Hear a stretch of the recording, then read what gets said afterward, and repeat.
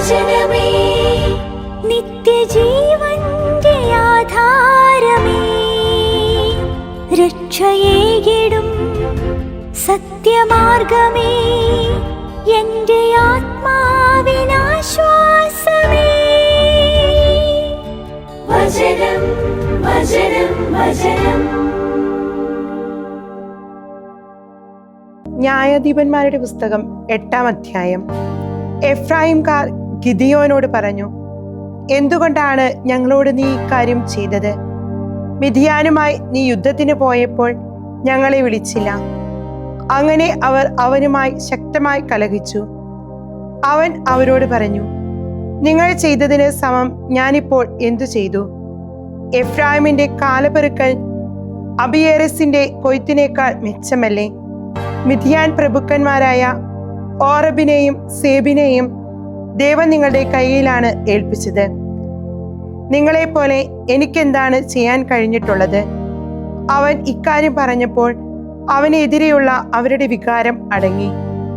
Gideon ജോർദാനിലേക്ക് ചെന്നു. ശത്രുക്കളെ പിന്തുടർന്ന് ക്ഷീണിതരായ അവനും അവനോടൊപ്പമുണ്ടായിരുന്ന 300 ആളുകളും മറുകര കടന്നു.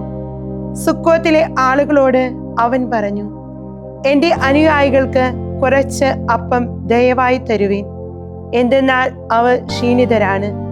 ഞാൻ മിദ്യാൻ രാജാക്കന്മാരായ സേബാഹിന്റെയും സല്ലുമനായെയും പിന്തുടരുകയാണ്. സുക്കോത്ത് പ്രഭുക്കൾ ചോദിച്ചു, നിന്റെ സൈന്യത്തിന് ഞങ്ങൾ ഭക്ഷണം തരേണ്ടതിന് സേബാഹിന്റെയും സൽമുനായിയുടെയും കൈപ്പത്തി നിന്റെ കയ്യിലാണോ? ഗിദിയോൻ പറഞ്ഞു, കർത്താവ് സേബാഹിനെയും സൽമുനായെയും എന്റെ കയ്യിൽ ഏൽപ്പിച്ചു കഴിയുമ്പോൾ കാട്ടുമുള്ളുകൾ കൊണ്ടും മുൾച്ചെടികൾ കൊണ്ടും നിങ്ങളുടെ ശരീരം ഞാൻ കീറും. അവൻ അവിടെ നിന്ന് പെനുവേലിലേക്ക് കയറി ചെന്നിട്ട് അവരോടും അപ്രകാരം തന്നെ സംസാരിച്ചു. സുക്കോത്തിലെ ആളുകൾ പ്രത്യുത്തരിച്ചതുപോലെ പെനുവേലിലെ ആളുകളും പ്രത്യുത്തരിച്ചു.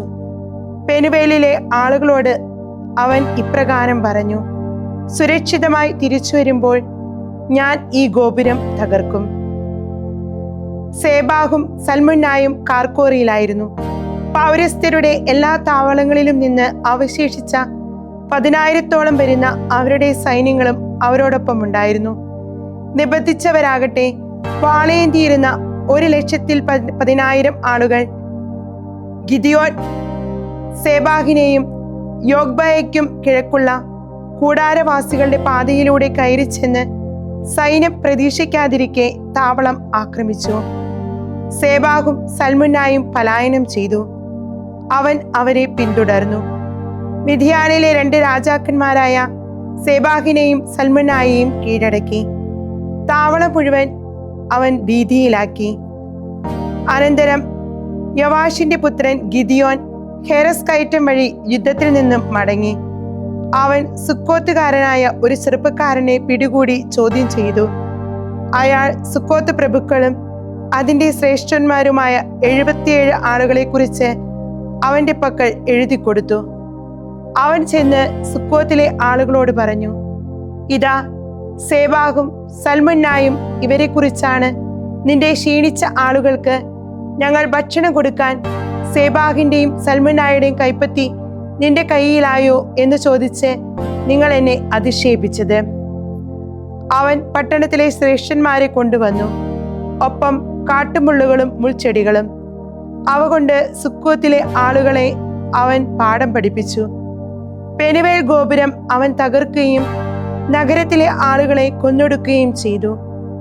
അവൻ സേബാഹിനോടും സൽമുന്നായോടും ചോദിച്ചു, താബോറിൽ നിങ്ങൾ നിഗ്രഹിച്ച ആളുകൾ എവിടെ? അവർ പറഞ്ഞു, നീ എങ്ങനെയോ അങ്ങനെ തന്നെ അവരും. ഓരോരുത്തരും രാജകുമാരന്മാരുടെ രൂപസദൃശരായിരുന്നു. അവൻ പറഞ്ഞു, അവർ എൻ്റെ സഹോദരന്മാരായിരുന്നു, എൻ്റെ അമ്മയുടെ പുത്രന്മാർ. ജീവിക്കുന്ന കർത്താവാണേ, നിങ്ങൾ അവരെ ജീവിക്കാൻ അനുവദിച്ചിരുന്നെങ്കിൽ ഞാൻ നിങ്ങളെ കൊല്ലുകയില്ലായിരുന്നു. തൻ്റെ ആദിജാതനായ യെദറിനോട് ഗിദിയോൻ പറഞ്ഞു, എഴുന്നേറ്റ് അവരെ കൊല്ലുക. എന്നാൽ ആ യുവാവ് അവന്റെ വാൾ ഊരിയില്ല, കാരണം നന്നേ ചെറുപ്പമായിരുന്നതിനാൽ അവൻ ഭയപ്പെട്ടു. അപ്പോൾ സേബാഹും സൽമുന്നായും പറഞ്ഞു, നീ തന്നെ എഴുന്നേറ്റ് ഞങ്ങളെ കൊല്ലുക. എന്തെന്നാൽ ഒരുവനെ പോലെയാണ് അവന്റെ ബലവും. ഗിദിയോൻ എഴുന്നേറ്റ് സേബാഹിനെയും സൽമുന്നായെയും വധിച്ചു. അവരുടെ ഒട്ടകങ്ങളുടെ കഴുത്തിലെ ചന്ദ്രക്കലാഭരണങ്ങൾ അവൻ എടുത്തു. ഇസ്രായേൽക്കാർ ഗിദിയോനോട് പറഞ്ഞു, മിദ്യാന്റെ കയ്യിൽ നിന്നും നീ ഞങ്ങളെ രക്ഷിച്ചതിനാൽ നീയും നിന്റെ പുത്രനും പൗത്രനും ഞങ്ങളെ ഭരിക്കുക. ഗിദിയോൻ പറഞ്ഞു, ഞാൻ നിങ്ങളെ ഭരിക്കുകയില്ല, എൻ്റെ മകനും നിങ്ങളെ ഭരിക്കുകയില്ല, കർത്താവായിരിക്കും നിങ്ങളെ ഭരിക്കുന്നത്. അവൻ തുടർന്നു, ഒരു കാര്യം ഞാൻ നിങ്ങളിൽ നിന്ന് ആവശ്യപ്പെടട്ടെ. നിങ്ങൾ ഓരോരുത്തരും തൻ്റെ കൊള്ള മുതലായ കുണ്ടലം എനിക്ക് തരുവിൻ. എന്തെന്നാൽ അവരുടെ പക്കൽ ഇസ്മായേലരുടെ സ്വർണ്ണകുണ്ടലങ്ങൾ ഉണ്ടായിരുന്നു. അവർ പറഞ്ഞു, ഞങ്ങൾ തീർച്ചയായും തരാം. അവർ ഒരു വസ്ത്രം വിരിച്ചു. ഓരോരുത്തരും തൻ്റെ കൊള്ള മുതലായ കുണ്ടലം അതിലിട്ടു. അവൻ ആവശ്യപ്പെട്ട പ്രകാരമുള്ള സ്വർണ്ണകുണ്ടലങ്ങൾ 1700 സ്വർണ്ണ തൂക്കമായിരുന്നു. ഇവയ്ക്ക് പുറമെ മിദ്യാൻ രാജാക്കന്മാർ അണിഞ്ഞിരുന്ന ഖണ്ഡാഭരണങ്ങളും പതക്കങ്ങളും ചെങ്കുപ്പായങ്ങളും അവരുടെ ഒട്ടകങ്ങളുടെ മേലുണ്ടായിരുന്ന കഴുത്തുപട്ടകങ്ങളും. ഗിദിയോൻ അതിനെ ഒരു എഫോദായി രൂപപ്പെടുത്തി തൻ്റെ പട്ടണമായ ഓഫ്രയിൽ പ്രതിഷ്ഠിച്ചു. ഇത് ഗിദിയോനും അവന്റെ കുടുംബത്തിനും കെണിയായി തീർന്നു. കാരണം ഇസ്രായേൽ മുഴുവനും അവിടെ അതിനു പിന്നാലെ വ്യഭിചരിച്ചു നടന്നു. ഇസ്രായേലിന്റെ മുമ്പിൽ മിദ്യാൻ കീഴടങ്ങി. പിന്നീട് അവർ തലയുയർത്തിയതേയില്ല. ഗിദിയോന്റെ കാലത്ത് 40 വർഷം ദേശം ശാന്തമായിരുന്നു. യോവാഷിന്റെ മകൻ ജെറുബാൽ ചെന്ന് സ്വഭവനത്തിൽ താമസമാക്കി. ഗിദിയോന് തന്നിൽ നിന്ന് ഉടലെടുത്ത 70 മക്കൾ ഉണ്ടായിരുന്നു. എന്തെന്നാൽ അവന് അനേകം ഭാര്യമാരുണ്ടായിരുന്നു. ശെക്കെമിലുള്ള അവന്റെ ഉപനാരിയും അവനായി പ്രസവിച്ചു. അതും ആൺകുട്ടിയായിരുന്നു. അവൻ അബിമേലെക്ക് എന്ന് അവന് പേരിട്ടു. യാവിഷിന്റെ പുത്രൻ ഗിദിയോൻ നല്ല പ്രായമെത്തി മരിച്ചു. അവൻ ഒഫ്രായിൽ അബിയേസർ വംശജനായ തന്റെ പിതാവ് യോവാഷിന്റെ കല്ലറയിൽ സംസ്കരിക്കപ്പെട്ടു. ഗിദിയോൻ മരിച്ചയുടനെ ഇസ്രായേൽ പിന്തിരിഞ്ഞ് ബാൽദേവന്മാരുടെ പിറകെ വ്യഭിചരിച്ചു നടന്നു. അവർ ബാൽബെറീത്തിനെ തങ്ങളുടെ ദൈവമായി പ്രതിഷ്ഠിച്ചു. ചുറ്റുമുള്ള എല്ലാ ശത്രുക്കളുടെയും കയ്യിൽ നിന്ന് തങ്ങളെ രക്ഷിച്ച ദൈവമായ കർത്താവിനെ ഇസ്രായേൽ ഓർത്തില്ല. ജെറുബാൽ ഗിദിയോൻ തങ്ങളോട് ചെയ്ത നന്മയെല്ലാം അനുസരിച്ച് ഇസ്രായേൽ അവന്റെ കുടുംബത്തോട് കരുണ പ്രവർത്തിച്ചില്ല. ന്യായാധിപന്മാർ 9-ാം അധ്യായം. ജെറുബാലിന്റെ പുത്രനായ അബിമേലെക്ക് ശെക്കെമിലേക്ക് തന്റെ അമ്മയുടെ സഹോദരന്മാരുടെ പക്കൽ ചെന്ന് അവരോടും തന്റെ അമ്മയുടെ പിതൃഭവനത്തിന്റെ കുടുംബം മുഴുവനോടും ഇപ്രകാരം പറഞ്ഞു, നിങ്ങൾ ശെക്കേം പ്രഭുക്കന്മാരെല്ലാം കേൾക്കെ സംസാരിച്ചാലും ജെറുബാലിന്റെ 70 പുത്രന്മാരെല്ലാം കൂടി നിങ്ങളെ ഭരിക്കുന്നതോ ഒരാൾ തന്നെ നിങ്ങളെ ഭരിക്കുന്നതോ ഏതാണ് നിങ്ങൾക്ക് നല്ലത്? ഞാൻ നിങ്ങളുടെ അസ്ഥിയും മാംസവും ആണെന്നും നിങ്ങൾ ഓർക്കണം. അവന്റെ അമ്മയുടെ സഹോദരങ്ങൾ അവനെ പ്രതി ഇക്കാര്യങ്ങളെല്ലാം ശെക്കേം പ്രഭുക്കന്മാർ കേൾക്കെ പറഞ്ഞു. അവരുടെ ഹൃദയം അബിമേലെക്കിലേക്ക് ചാഞ്ഞു. കാരണം അവർ പറഞ്ഞു, അവൻ നമ്മുടെ സഹോദരനാണല്ലോ. ബാൽബെറീത്തിന്റെ ക്ഷേത്രത്തിൽ നിന്ന് 70 വെള്ളി നാണയമെടുത്ത് അവർ അബിമേലെക്കിന് കൊടുത്തു. അവൻ അതുകൊണ്ട് വങ്കന്മാരും ചട്ടമ്പികളുമായ ആളുകളെ കൂലിക്കെടുത്തു. അവർ അവന്റെ പിന്നാലെ ചെന്നു. അവൻ ഓഫ്രായിൽ തന്റെ പിതൃഭവനത്തിലേക്ക് ചെന്ന് ജെറുബാലിന്റെ മക്കളായ സ്വസഹോദരന്മാർ 70 പേരെ ഒരേ കല്ലിൽ വെച്ച് കൊന്നു. എന്നാൽ ഒളിച്ചിരുന്നതുകൊണ്ട് ജെറുബാലിന്റെ ഇളയപുത്രൻ യോദോം മാത്രം അവശേഷിച്ചു. ശെക്കെമിലെ എല്ലാ പ്രഭുക്കന്മാരും ബെത്മില്ല മുഴുവനും ഒന്നിച്ചുകൂടി. അവർ ചെന്ന് ശെക്കെമിലെ സമ്പത്തോട് ചേർന്നുള്ള ഓക്കുമരത്തിന്റെ സമീപം അബിമേലെക്കിനെ രാജാവായി വാഴിച്ചു. അവർ അത് യോഥാമിനെ അറിയിച്ചപ്പോൾ അവൻ പോയി ഗരിസിംലെ മലയുടെ മകളിൽ നിന്ന് സ്വരമുയർത്തി വിളിച്ചു. അവൻ അവരോട് പറഞ്ഞു, ശെക്കിം പ്രഭുക്കന്മാരെ, ദൈവം നിങ്ങളെ കേൾക്കേണ്ടതിന് എന്നെ ശ്രവിക്കുവേൻ. ഒരിക്കൽ വൃക്ഷങ്ങൾ തങ്ങളുടെ മേൽ രാജാവിനെ അഭിഷേകം ചെയ്യാൻ പോയി. അവർ ഒലിവിനോട് പറഞ്ഞു, നീ ഞങ്ങളെ ഭരിക്കുക. ഒലിവ് അവരോട് പറഞ്ഞു, ദേവന്മാരെയും മനുഷ്യരെയും ബഹുമാനിക്കുന്നതിനുള്ള എൻ്റെ എണ്ണ ഉപേക്ഷിച്ച് വൃക്ഷങ്ങളുടെ മേൽ വാഴാൻ ഞാൻ പോകണമോ? വൃക്ഷങ്ങൾ അത്തിയോട് പറഞ്ഞു, നീ വന്ന് ഞങ്ങളെ ഭരിക്കുക. അത്തി അവരോട് പറഞ്ഞു, എൻ്റെ മാധുര്യവും ഉത്തമ ഫലവും ഉപേക്ഷിച്ച് വൃക്ഷങ്ങളുടെ മേൽ വാഴാൻ ഞാൻ പോകണമോ? വൃക്ഷങ്ങൾ മുന്തിരിയോട് പറഞ്ഞു, നീ വന്ന് ഞങ്ങളെ ഭരിക്കുക. മുന്തിരി അവരോട് പറഞ്ഞു, ദേവന്മാരെയും മനുഷ്യരെയും സന്തോഷിപ്പിക്കുന്ന എൻ്റെ പുതുവീഞ്ഞ് ഉപേക്ഷിച്ച് വൃക്ഷങ്ങളുടെ മേൽ വാഴാൻ ഞാൻ പോകണമോ? അപ്പോൾ എല്ലാ വൃക്ഷങ്ങളും മുൾപടർപ്പിനോട് പറഞ്ഞു, നീ വന്ന് ഞങ്ങളെ ഭരിക്കുക. മുൾപടർപ്പ് വൃക്ഷങ്ങളോട് പറഞ്ഞു, ആത്മവിശ്വാസത്തോടെയാണ് നിങ്ങളുടെ മേൽ രാജാവായി നിങ്ങൾ എന്നെ അഭിഷേകം ചെയ്യുന്നതെങ്കിൽ വന്ന് എൻ്റെ തണലിൽ അഭയം തേടുവേൻ. അല്ലാത്ത പക്ഷം മുൾപടർപ്പിൽ നിന്നും തീ പുറപ്പെട്ട് ലെബനോനിന്റെ ദേവദാരുക്കളെ വിഴുങ്ങട്ടെ. ഇപ്പോൾ ഇതാ, നിങ്ങളുടെ ആത്മവിശ്വാസത്തോടെയും ആത്മാർത്ഥതയോടെയും അബിമേലെക്കിനെ രാജാവാക്കിയിരിക്കുന്നു.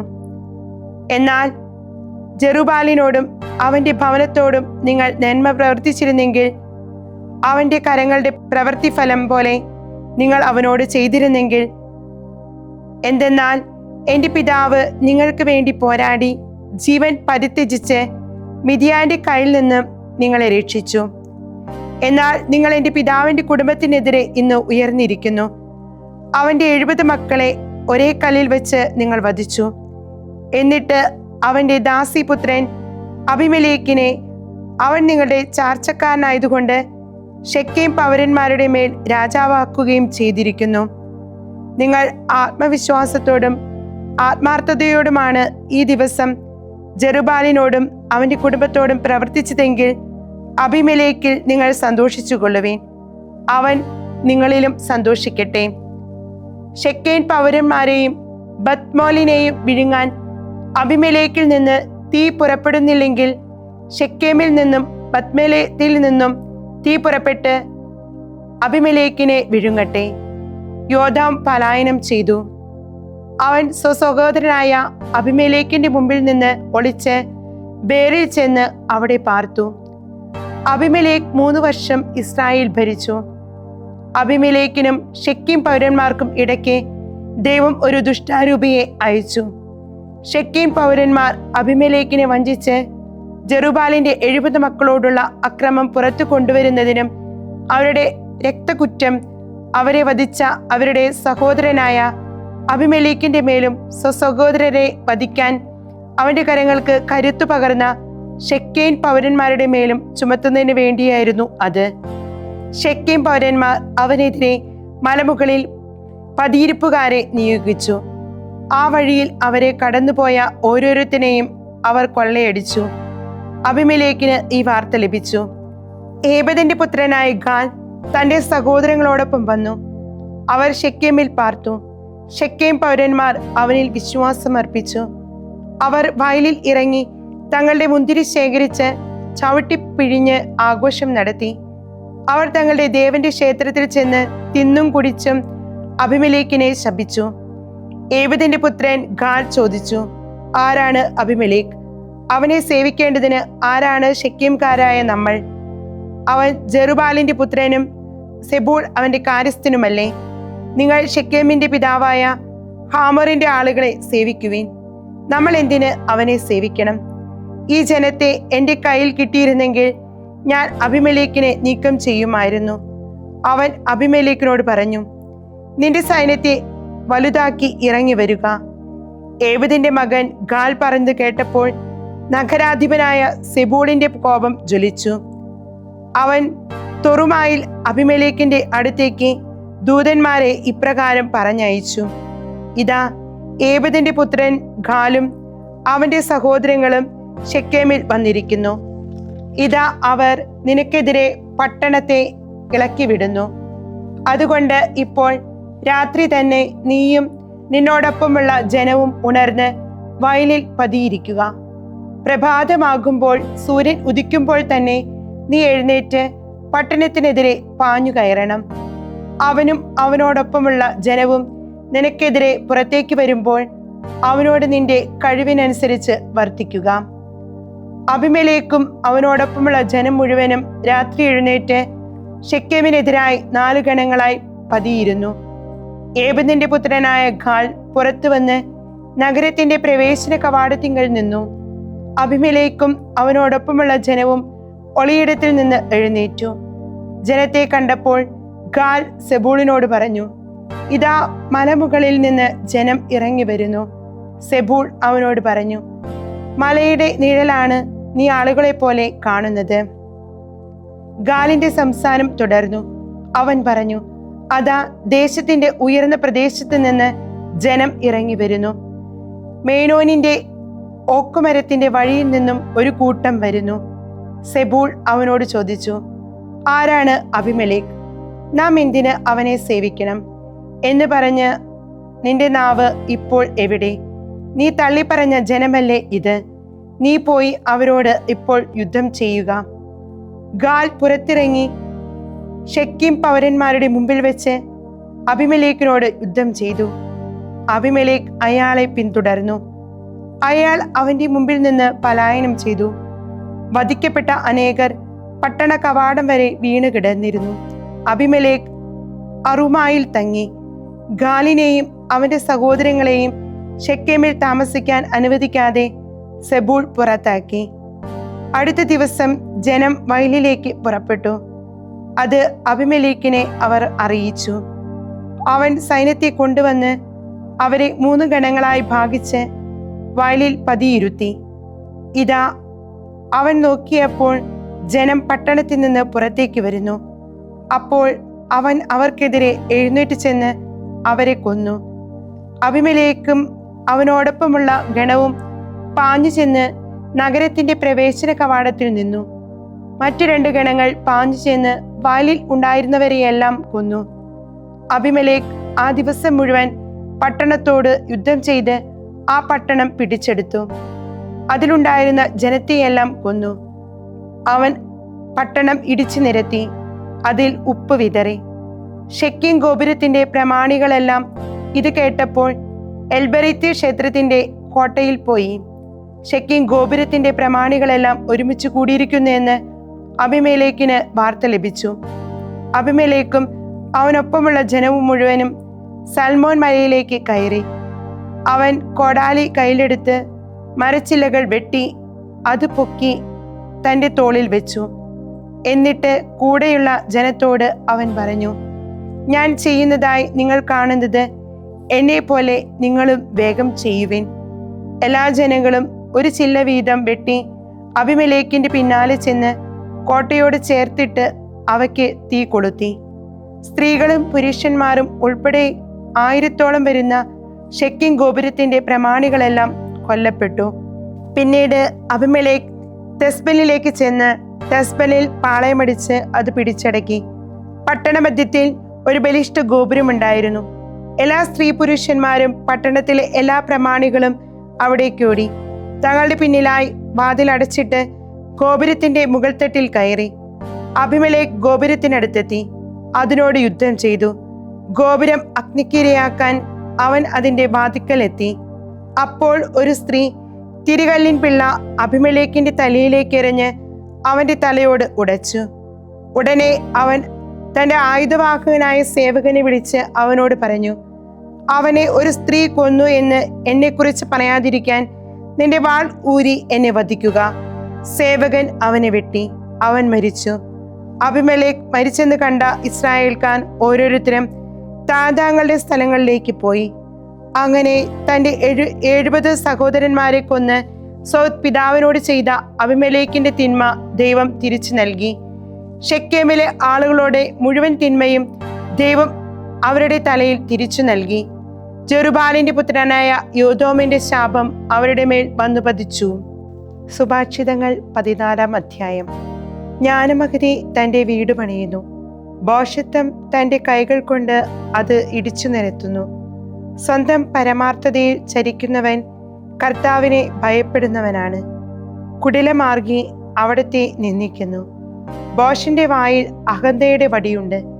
ജ്ഞാനികളുടെ അധരങ്ങൾ അവരെ കാത്തുകൊള്ളും. കന്നുകാലികളില്ലാത്തപ്പോൾ പുൽത്തൊട്ടി വൃത്തിയുള്ളതാണ്. എന്നാൽ കാളയുടെ കരുത്തിൽ സമൃദ്ധമായ വിളവുകളുണ്ട്.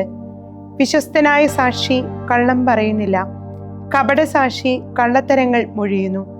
പരിഹാസകൻ ജ്ഞാനം അന്വേഷിച്ചിട്ടും അതുണ്ടാകുന്നില്ല. എന്നാൽ ദീക്ഷണശാലിക്ക് വിജ്ഞാനം അനായാസമാണ്. ഭോഷനായ വ്യക്തിയുടെ മുന്നിൽ നിന്ന് പൊയ്ക്കൊള്ളുക, അല്ലെങ്കിൽ വിജ്ഞാനത്തിന്റെ ഭാഷ നിനക്ക് ഗ്രഹിക്കാനാകില്ല. തൻ്റെ മാർഗം മനസ്സിലാക്കുന്നതാണ് കുശാഗ്ര ബുദ്ധിയുടെ ജ്ഞാനം. ഭോഷരുടെ വിഡ്ഢിത്തം വഞ്ചനയാണ്. വിഡ്ഢികൾ പ്രായശ്ചിത്തത്തെ പരിഹസിക്കുന്നു, ധർമ്മിഷ്ഠർക്കിടയിൽ അത് പ്രീതികരമാണ്. ഹൃദയമാണ് ആത്മനൊമ്പരം അറിയുന്നത്, അതിൻ്റെ സന്തോഷത്തിൽ അപരിചിതൻ പങ്കാളിയാകുകയില്ല. ദുഷ്ടരുടെ ഭവനം നിശൂന്യമാക്കപ്പെടും, ധർമ്മിഷ്ഠരുടെ കൂടാരം പുഷ്പിക്കും. ഒരുവന്റെ മുൻപിൽ ശരിയായ വഴിയുണ്ടെങ്കിലും അതിൻ്റെ അന്ത്യത്തിൽ മരണവഴികളുണ്ടാകാം. ചിരിക്കുമ്പോൾ പോലും ഹൃദയം വേദനിക്കുന്നു, സന്തോഷത്തിന് ശേഷം സന്താപമുണ്ട്. ഹൃദയാപ്രവശ്യം സ്വന്തം വഴികളാൽ തൃപ്തിയടയും. നല്ലവനായ ഒരുവനോ തനിക്ക് ഉപരിയായവരായാലും സരളൻ ഏത് കാര്യവും വിശ്വസിക്കുന്നു. കുശാഗ്ര ബുദ്ധി തൻ്റെ ചുവട് വിവേചിച്ചറിയുന്നു. ജ്ഞാനി ഭയപ്പെട്ട് തിന്മയിൽ നിന്ന് ഓടി മാറുന്നു. എന്നാൽ ഭോഷൻ ക്രുദ്ധനും സ്വയം പര്യാപ്തനും ആകുന്നു. ക്ഷിപ്രകോപി വിഡ്ഢിത്തം പ്രവർത്തിക്കുന്നു. വിവേചനാശക്തിയുള്ളവൻ വെറുക്കപ്പെടുന്നു. ശുദ്ധഗതിക്കാർ വിഡ്ഢിത്തം അവകാശമാക്കുന്നു. കൗശല്യക്കാർ വിജ്ഞാനം കിരീടമാക്കുന്നു. ദുർജനം സജ്ജനങ്ങളുടെ മുമ്പിലും ദുഷ്ടർ നീതിമാന്മാരുടെ കവാടങ്ങളിലും കുമ്പിടും. ദരിദ്രൻ തൻ്റെ അയൽക്കാരനു പോലും വെറുക്കപ്പെട്ടവനാണ്. എന്നാൽ ധനികന്റെ സ്നേഹിതർ അനേകരാണ്. അയൽക്കാരനെ നിന്ദിക്കുന്നവൻ പാപം ചെയ്യുന്നു. പാവപ്പെട്ടവരുടെ ദയ കാണിക്കുന്നതാണ് അവന്റെ ഭാഗ്യം. തിന്മ നിലയ്ക്കുന്നവരല്ലേ അലയുന്നത്, നന്മ നിലയ്ക്കുന്നവരല്ലേ കൃപയും സത്യവും ഉള്ളവർ. അധ്വാനം ഏതിലും ലാഭമുണ്ട്, അതര വ്യായാമം പട്ടിണിക്ക് ഉതുകൂ. ജ്ഞാനികളുടെ കിരീടമാണ് അവരുടെ സമ്പത്ത്, വിഡ്ഢിത്തമാണ് ഭോഷന്മാരുടെ അലങ്കാരം. സത്യത്തിന്റെ സാക്ഷി ആത്മാക്കളെ രക്ഷിക്കുന്നു, വഞ്ചനയുടേതാകട്ടെ കള്ളത്തരങ്ങൾ വമിക്കുന്നു. കർത്തഭയത്തിലാണ് ശക്തന്റെ ആത്മവിശ്വാസം, അവന്റെ മക്കൾക്ക് അത് അഭയസ്ഥാനമായിരിക്കും. മരണത്തിന്റെ കെണികളിൽ നിന്ന് ഒഴിഞ്ഞു മാറാൻ ഉതകും വിധം കർത്തഭയം ജീവന്റെ ഉറവയാണ്. രാജപ്രതാപം പ്രജാബാഹുല്യത്തിലാണ്, ഭരണാധികാരിയുടെ തകർച്ച ജനശോഷണത്തിലും.